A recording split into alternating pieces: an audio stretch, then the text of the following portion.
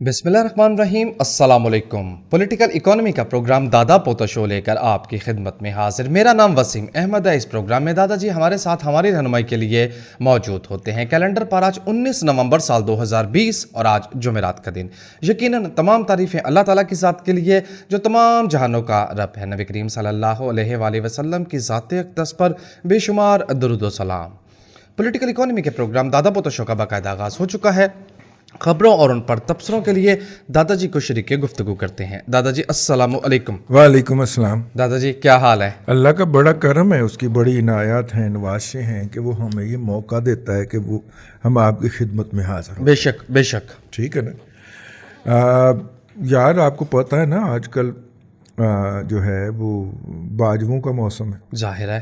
तो किसी बाजवा के खिलाफ कोई बात नहीं हो सकती जी, लेकिन एक और बाजवा मैदान में आ गया। कभी की भी नहीं पाई जन सलूट मारने सलूट।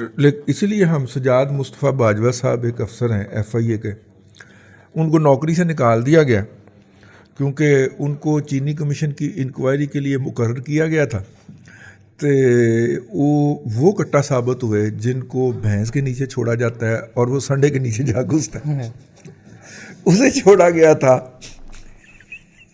करप्शन छुपाने के लिए। करप्शन छुपाने के लिए वो बोल गया। उसने कह दिया ते सानू तो अगे कर गए तो 400 रुपए की थोकला आ गया ने कौम नू।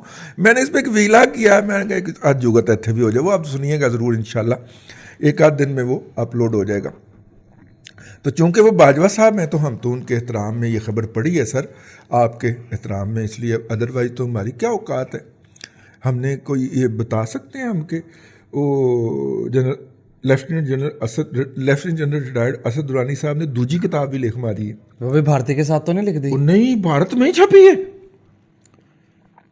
ठीक है। और वो रुश्दी नहीं था, सलमान रुश्दी, मलून सलमान रुश्दी वाला तरीका वारदात उन्होंने अपनाया कि नामों के अंदर डिस्टॉर्शन करके ना सारी कहानी बयान कर दी और पहले लिख दिया कि ये फिक्शन है। गद्दार आप और मैं हैं। गद्दार मैं और आप हैं। ठीक है। और उनमें से कोई एक खबर, एक बात उसका हम जिक्र भी कर दें तो हम राग एजेंट, ठीक है, गद्दार, मोदी के यार, मुसाद भी 35 सट्टे तीनों, मुसाद और NDS की तो बाद में आएगी। जो उन्होंने जिक्र फरमा दिया है, मैं तो उस बात को दोहराने का मुजरम भी नहीं बन सकता भाई। ठीक है ना। मैं तो सिर्फ क्या है ना, आप ही पढ़ ले। शायर ने इसी मौके पे कहा है कि मैं करूं तो साला कैरेक्टर ढीला है। दादाजी घटिया आदमी नहीं दादाजी, शायर है वो। तेरे हुस्न में नहीं, वो तेरी जुल्फ में पहुंची तो हुस्न कहलाई, वो तीरगी जो मेरे नामा स्याह में थी है कि असी थां से साडा मुंह काला सी। ठीक है। तो तेरे कुल पहुंची है तो तेरियां जुल्फां कालियां ने आए, तेरे हुस्न में और इजाफा का बायस हो गया। आया। ठीक। तो चूंकि उसका इकानमी से कोई ताल्लुक नहीं, लिया हम उसका सिर्फ जिक्र करके आगे 400 अरब की बात तो हो सकती है कि वो भी नहीं हो सकती जो चीनी में। मेरा ख्याल 400 अरब ज्यादा ही कैलकुलेट कर गए। मेरे अपने अंदाजे के मुताबिक 250 अरब डॉलर दी, 250 अरब रुपए दी इन्होंने थोक लाई है मिलों ने। ठीक है ना। और सामईन इकराम, ये प्रॉफिट खौफनाक प्रॉफिट। मैंने पहले भी आपको शायद ये फार्मूला बताया हो कि आपने एक चीज़ बनाई जिसके ऊपर आपकी लागत आई 50 रुपये, फर्ज कर लें। हाँ जी। है। आपने 10 रुपये का प्रॉफिट रख के आगे बेची और 70 रुपये तक वो कंज्यूमर के पास पहुंच गई, तो आपका मुनाफा हुआ 20%। आपने उतनी ही लागत की चीज़, उतनी ही चीज़ बनाई, ठीक है, और वो आपने 50 रुपये लागत वाली, और वो आपने बेची 100 रुपये की और कंज्यूमर तक पहुंची 110 रुपये। जी। ठीक है। मुनाफा हो गया 100%। तो मुनाफा हो गया 100% मुनाफा। अब अगली तरफ आ जाए। इस वक्त पाकिस्तान में चीनी की मबलग लागत जो है वो लोग कहते हैं 34 रुपये पर किलोग्राम है। अगर 220 पे एवरेज गन्ना लगाया जाए, देती कोई नहीं है मिल, वो आखिरी 15-20 दिन दे के ना तो वो कहते हैं हमने 260 अरब दिया। तो किन्ने गन्ने का दिया 260 अरब? ये तो बताएं। झूठ बोलते हो। आखिरी 15 दिन जाहिर है कि उस वक्त बॉयलर जल रहा होता है, लागत तो आपकी आनी नहीं होती। आप 380 रुपए पर मांड भी दे दे तो गवारा खाता है, ठीक है। तो आप वो चंद दिन जो है वो गन्ना, और जो कि थोड़ा बहुत बच बचा गया होता है, मार्च के 15 के बाद का जो गन्ना बचता है, वो मिलें तो ज़्यादातर बंद ही कर देती हैं, लेकिन वो कोई टुटा भजा कोई उधर की ट्राली इधर आ गई, किसान को उधर वारी नहीं आई, इधर आ गई, ऐसा करके तो उसके 260, 250, 240 दे के ना तो शोर डाला हुआ है मिलर ने कि हम 260 देते हैं, नहीं देते। एवरेज प्राइस किसान की मर के 200 रुपये निकलती है। लेकिन हम आपकी बात मान भी लें, हमें 220 रुपये पर मौंड के ऊपर एवरेज रख के चीनी की कॉस्ट निकालें तो 34 रुपये पर किलो निकलती है, ठीक है जी। 34 रुपये निकलती है। तो चीनी पहले भी, अब आप चीनी की 34 रुपये, मार्केट 45 की होती होगी, तभी तो आपको 55 की मिलती थी ना, 55 तक दस्तयाब थी ना पिछले दौर के अंदर। बिल्कुल थी। गन्ने का रेट वही है, इसका मतलब लागत वही है, ठीक है। अब 45 में जो चीनी बिकनी थी वो बिकी 100, बल्क की बात करनी चाहिए, वो बिकी 90 की। हाँ जी, दोगुना हो गई, जबकि 45 तो में भी प्रॉफिट में कितना इजाफा हो गया, डबल हो गया प्रॉफिट। पहले अगर आपको 20% प्रॉफिट था तो अब 150% प्रॉफिट हो गया। हाय हाय हाय हाय हाय, नोहा ही बनता है इस पे तो। भाई इतना प्रॉफिट तो पाउडर में नहीं है, पाउडर वाले तो वैसे बदनाम फिर रहे हैं दादाजी, वाकई नहीं इतना है। प्रॉफिट तो पाउडर में नहीं है यार। मैं जितना प्रॉफिट इस साल कमा लिया ना मिलों ने, 1-1 अरब शौकत खान हमको दें और दुनिया के किसी भी मुल्क में जाकर चिल करें, इससे ज्यादा अंधी नहीं पड़ सकती, मिलना बेच जाओ। पर उन्होंने पता है अगे भी यही बैठे ने, तो क्यों ना असी फिर दिहाड़ी ला दी। लालच हमेशा बुरी बला होती है, कोई पता नहीं अगे पास जाओ है। आहो, तो सीपैक अथॉरिटी का बिल अनाउंस हो गया जी, उसकी आ अप्रूवल गया हो गई है मेजोरिटी के साथ, ठीक हो गया। और उसके अंदर वो तमाम शिक्कें बस्ता हैं कि जनाब सीपैक अथॉरिटी का चेयरमैन जो होगा उसकी अथॉरिटी को पाकिस्तान के अंदर अल्लाह के अलावा कोई चैलेंज नहीं कर सकेगा, लामहदूद इख्तियार। और वो सदर को भी हुक्म जारी कर सकेगा, वो वजीर आजम को भी हुक्म जारी कर सकेगा, वो चीफ जस्टिस को भी हुक्म जारी कर सकेगा। उसके पास इतनी अथॉरिटी होगी सुपर फ्लक्चुअस। मेरा ख्याल है इमरान खान एक सीपैक अथॉरिटी का चेयरमैन लगना है, मैंने लगता है जिन्ने इख्तियारात उसको दे दिए। तौबा तौबा तौबा, ठीक है। क्यों दादाजी इतने ये इख्तियार? सीपैक अथॉरिटी की चेयरमैन ही, ठीक है ना। और गिलगित बल्तिस्तान को अलहदा सूबा बनाना, ये किसी और का एजेंडा है। इतनी बात क्या है कि आगे चल पड़ा करें। वैसे इन जनरल ये तो रियासत को माजूर करने वाली बात हुई ना, क्रिपल करने वाली बात हुई ना। हाँ, इतने इख्तियारात। इतने इख्तियारात, तौबा, इतने इख्तियारात तो अमरीकी सदर को हासिल नहीं है जो दुनिया का ताकतवर तरीन शख्स समझा जाता है। इतने इख्तियारात तो बुरुंडी के अंदर जो हुक्मरान है जिसने पूरा कब्जा किया हुआ है अपनी फौज के साथ, उसको हासिल नहीं है, जो एज माफिया ऑपरेट करता है। ठीक है। तो ये भी बहरहाल हो गया, मैंने कहा चले आपकी खिदमत में अर्ज कर दिया जाए। ये पीएसओ के हवाले से खबर है कि उसने एक्विजिशन रिजेक्ट कर दिया, इसका मतलब क्या हुआ हैं? इस खबर का मतलब क्या हुआ? डिटेल पढ़ लेना। वो इल्ज़ाम लगाया था ना कि पीएसओ जो है वो ग्लोबल ऑयल माफिया के सामने बिछ गया है, और ये खबर कल की थी, कल हमारा वो प्रोग्राम फीडबैक वाला था, तो इसलिए वो उन्होंने इल्ज़ाम लगाया। तो उसकी पीएसओ ने कहा कि ऐसी कोई बात नहीं है, हम नहीं इस इल्ज़ाम को मानते जी। जिस तरह माफिया के साथ सामने वज़ीर आज़म खड़ा हुआ है उसी तरह हम खड़े हुए हैं, हम इस इल्ज़ाम को नहीं मानते। अच्छा, ये तो बहुत आला दादाजी। समझ लो, फिर समझ कर लो, मतलब कि ना ले रहा, लेकिन समझ कर लो। तो दादाजी पीएसओ ने रिजेक्ट कर दिया कि वो इस चीज़ में मुलव्विस नहीं है, लेकिन दादाजी रजिस्ट ना करना भी तो एक जुर्म नहीं है?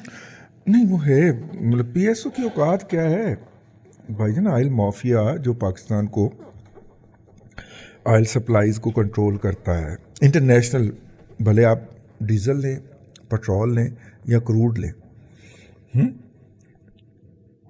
पाकिस्तान जो माफिया ऑपरेट करता है वो पाकिस्तान की लिमिट में नहीं है।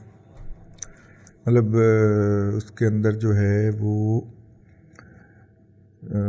तुर्की सॉरी कुवैत के कुछ लोग हैं, यूएई के कुछ लोग हैं। आवाज़ बहुत आहिस्ता हो गई आपकी। माफिया का नाम लेने ऐसे ही गल कर नहीं नहीं, ऊंचा तो बोलें, गरज के बोलें। होली जी गल करनी चाहिए। उसके अंदर ना जी कुछ गैर मुमालिक के कुछ माफी डॉन्स हैं, ऑयल के डॉन्स। तो लिहाजा आपके ऑयल के अंदर जो लूट मार हो रही है वो उस वक्त ही हो चुकी होती है जब वो अभी आपकी समुद्री हदूद में भी दाखिल नहीं होता। लिहाजा अच्छा। पाकिस्तान में बरसे इक़्तिदार किसी वज़ीर आज़म, किसी चीफ मार्शल एडमिनिस्ट्रेटर, सब की बात कर रहा हूं, ठीक है ना, इनकी जुर्रत नहीं है कि वो उसकी तरफ हाथ भी उठा सके, ऑयल मिनिस्टर की तो औकात ही उसकी कोई नहीं ना। बात ही कर सके। ऑयल मिनिस्टर तो वो लगवाते हैं, वो तो इशू कोई नहीं है। सेक्रेटरी ऑयल एंड गैस तो वो ऐसे चेंज करवाते हैं, ठीक है ना, फोन करके कि अगले घंटे में इसको होना नहीं चाहिए, और अगले घंटे में वाकई नहीं होता। हमारे एक दोस्त है,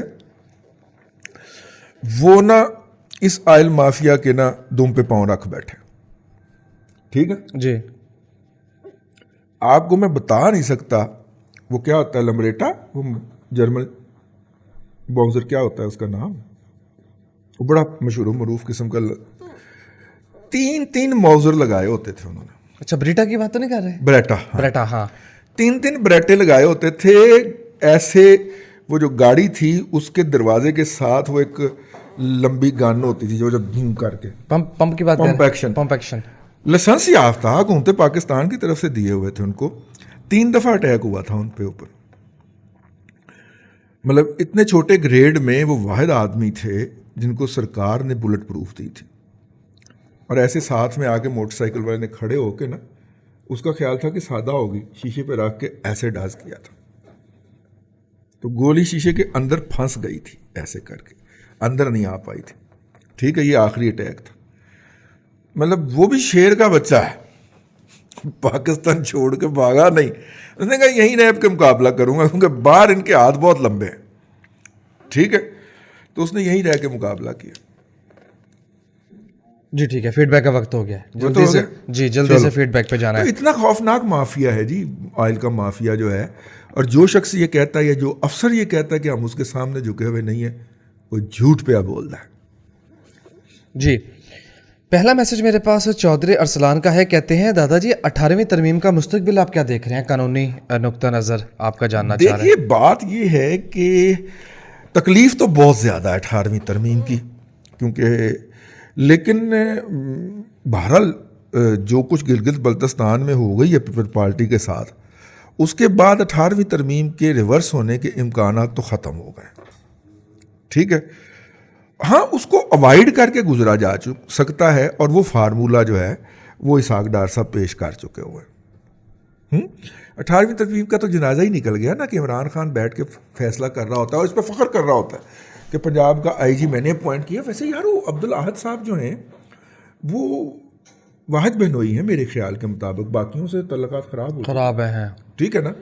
तो वो कह रहे हैं कि मेरे प्लाट तो कब्जा ख़त्म ही नहीं होया, तो फिर खान साहब ने किड़े प्लाट ते कब्जा करवाया, वो किड़ा बहनोई है? सोचने वाली गल है ना। इधर भी नहीं उधर भी नहीं, तो गया किधर? ये इशू है। बस ठीक है, 18वीं तरमीम पे बात मुकम्मल हो गई। जी, नेक्स्ट मैसेज मेरे पास असद अली अवान का है। कहते हैं दादाजी क्या मुस्तकबिल करीम में हम आज़ाद और तरक्की करता हुआ पाकिस्तान देख पाएंगे? यार इस तरह के वीक सवाल ना किया कर यार, ये पर्सनल फाइनेंस और इकोनॉमिक्स का प्रोग्राम है। देखेंगे जी इंशाल्लाह, इसी उम्मीद पे हम बैठे हुए हैं कि ये बॉटम की तरफ जा रहा है, कहीं तो बॉटम इसका ख़त्म हो गया, वहाँ से रिवर्स भी तो लेगा ना। अब अफगानिस्तान से भी पीछे चले गए हैं हम, भूटान से भी नीचे चले गए हैं, तो और नीचे कितना के जाएंगे, नीचे कितना के जाएंगे? आपको उम्मीद है भी हैं भाई? ज़ाहिर चीज़ ने जब नीचे जाके लगना होता है बॉटम पे, तो फिर ऊपर भी तो आना होता है ना। बहरुल काहिल के पानियों के बहुत सी जो गहराइयाँ वो अभी तक आइडेंटिफाई नहीं हो सकी, लेकिन हम बहरा अरब और बहरा हिंद के साथ वाक़या हैं, इसलिए फिक्रमंद ना हो। यहाँ पे समंदर चीज़ निकाल देता है, हम गहराई में जाते जा रहे हैं, कहीं तो बॉटम आएगा ना यार, उससे उभरेंगे। जी, यासिर मलिक कहते हैं मैं तुर्की में रहता हूं और वैक्सीन की खबर पे गोल्ड 5% गिर गया। ये फरमाइए कि मुस्तकबिल करीम में आप गोल्ड को कहाँ देख रहे हैं? गोल्ड की स्टडी निकालनी पड़ेगी। गोल्ड की स्टडी अगर आप हालिया दिनों की बात करें 1880 के लेवल पर ट्रेड हो रहा है। जल्दी मेरा ख्याल है कोरोना की वैक्सीन जो ही मैंने पहले भी कहा था अस्पतालों में आएगी तो गोल्ड में जो अपसाइड रैली थी ये डिफ्यूज़ हो जाएगी। अगर आप इसके लॉन्ग टर्म की बात करें तो ये 1600 और 1700 के दरमियान आके सेटल होगा। यानी कि 15-20 हज़ार होर निकलणगे अजे तोले दे विच। पाकिस्तान में आप लाख ही कर लें कि लाख पे आके ये सेटल हो लाख सकता है। के इर्द गिर्द, लाख से 1,10,000 के दरमियान आए आए हाय हाय मलंगा की गल याद करो जो एक 32 ते एक 35 ते सी, तो हमने यही अर्ज किया था कि लाख और 1,10,000 के दरमियान सेटल करेगा। सुने आज डॉलर 60 प्लस पे ट्रेड हुआ है इंटरबैंक पे, 160 प्लस पे हाँ जी है तो ये तो 158 साड़ी जान खा मारी सी यूथियां ने। तुसी तो ऐ कहंदे छो, तुसी तो ऐ कहंदे छो, फड़ लो। अभी थोड़ी देर में इंटरबैंक का रेट स्टेट बैंक जो है वो शेयर कर देगा।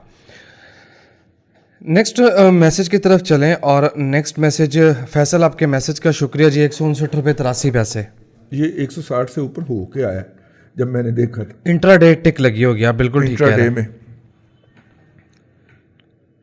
जी बिल्कुल ठीक है। यार ये बाइंग और सेलिंग में 1 रुपए का मार्जिन डिफरेंस होता है। 1 रुपये से ज़्यादा का है, 1 रुपये से ज़्यादा का है। इसका मतलब है कोई वॉलेटिलिटी है, सरकार को कोई पेमेंट वापस करनी है, वो इंटर बैंक से डॉलर उठा रही है। तो 2 अरब नहीं वापस करना सऊदी अरब वाला। हूँ कोई डॉलर नहीं, हाय डॉलर होंगे सन 80 रुपये का डॉलर 60 रुपये का डॉलर देखा ਕਿਹੜਾ ਕਹਿੰਦਾ ਪਹਿਲਾ ਉਮਰਾ ਕਰਨ ਗਿਆ ਵਾਂ ਤੇ 12 रुपए ਦਾ ਡਾਲਰ ਲਿਆ ਸੀ। दादाजी आप बहुत ही पुराने यार। इस ਪਾਟਾ ਪੁਰਾਣਾ साईं कायम अली शाह के साथ शतरंज तो नहीं आप खेलते रहे? सही कायम अली शाह वते ने। अच्छा बड़े यासिर नियाज कहते हैं कि चाइनीज करेंसी जो कि बहुत स्टेबल है वो खरीद के रख लेनी चाहिए लॉन्ग टर्म के लिए। नहीं पंगा की है, स्टेबल रहेगी चीजें। स्टेबल क्यों रखनी यार, कहीं किसी ऐसी जगह पे लगाए जहाँ पे वो पैसा कमाए, ठीक है ना, किसी ऐसी जगह पे रखें।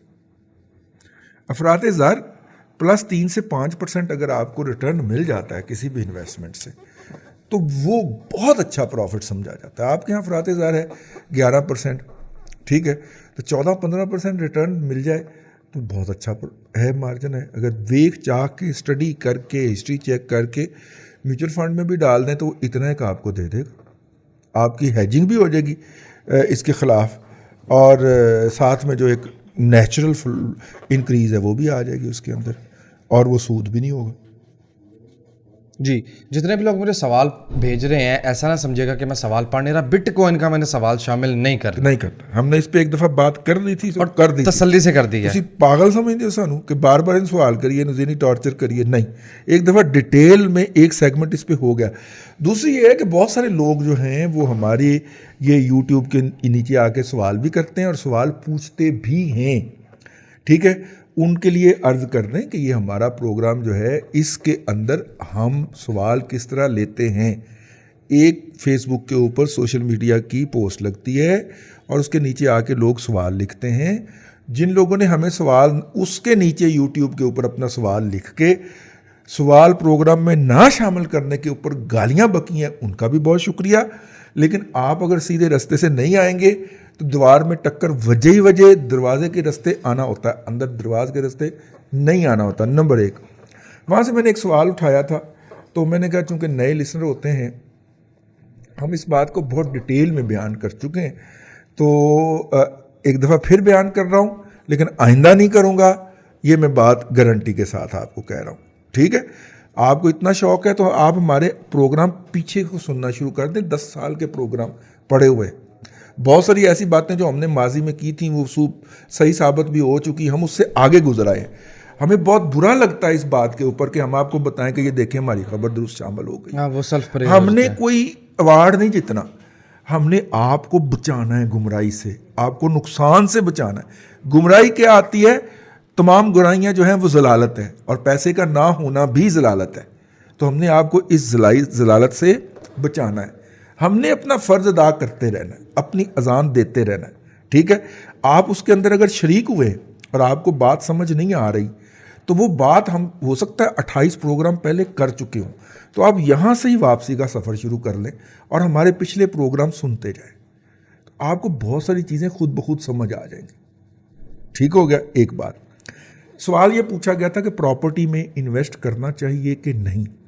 मैं आपको सिंपल फार्मूला बता देता हूँ। पिछले 40 साल की स्टडी के बाद इस फार्मूले तक पहुँचा हूँ। पाकिस्तान की एक दिहाई के अंदर यानी साल 2000 से लेकर 2010 तक एक दफ़ा सैलाब आना होता है, एक दफ़ा स्टॉक मार्केट ने ऊपर जाना होता है और डिप लगाना होता है। और स्टॉक मार्केट के ऊपर जब चीज़ें पीक करती हैं तो वहाँ से सरमाया उबलता है। जिस तरह दूध उबलता है तो उसकी बलाई सारी बाहर गिर जाती है, इस तरह जब स्टॉक मार्केट उबलती है तो उसके अंदर सरमाया सारा बाहर गिर जाता है, और वो बाहर गिर के जाता है सीधा प्रॉपर्टी के अंदर। तो पहले स्टॉक मार्केट का बूम आता है, उसके बाद प्रॉपर्टी का बूम आता है। ठीक है। जो एफिशिएंट लोग हैं वो इस बात को यकीनी बनाते हैं कि पहले स्टॉक मार्केट में कमाते हैं और फिर प्रॉपर्टी में जाते हैं और प्रॉपर्टी से कमा के निकल जाते हैं। और अगर आपका कोई एक ये वाला लग गया है पाकिस्तान की तारीख के अंदर, तो आप पाकिस्तान के वर्किंग क्लास से निकल के तबका अशराफिया में चला जाते हैं। मतलब 2-2.5 अरब रुपया आपके पास हो तो आप तबका अशराफिया में शुमार हो जाते हैं ना। और 2-4 करोड़ ही लगाया होता है उन्होंने, इतना प्रॉफिट मार्जिन मिलता है अगर आप टाइमली इन्वेस्ट कर रहे हैं और टाइमली निकल रहे हैं प्रॉफिट लेके।